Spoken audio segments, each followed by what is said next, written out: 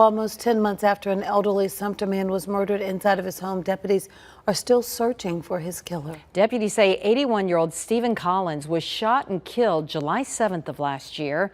Collins lived alone on his 18-acre property on Edge Hill Road in Sumter County. That's near Peach Orchard Road. Our Nick Neville joins us live outside of the Sumter County Sheriff's Office after speaking with the man who manages the victim's estate. So, Nick, what have you been able to learn about this case? Right, Judy. So Rhett Somerville says that he has a suspicion that someone that Collins knew killed him because he had to know and understand his patterns. Questions linger surrounding the murder of 81-year-old Stephen Collins of Sumter, nearly 300 days later. Collins, who was a deacon at his church and owned a tree-cutting business, was shot and killed inside his home last July. Frustrating or disappointing, but it's just unfortunate that someone would do something like that.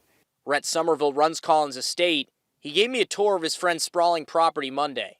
The log cabin where Collins was found dead is tucked away about half a mile from the main road.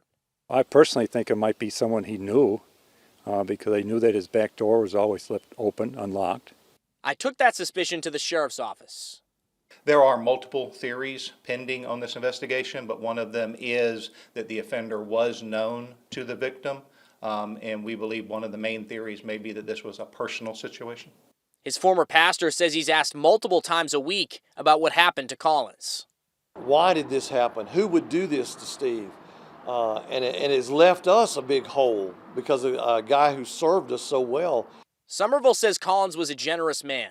He's donated all of his money and his will to charity, some of it going to his place of worship and to his high school and college alma maters.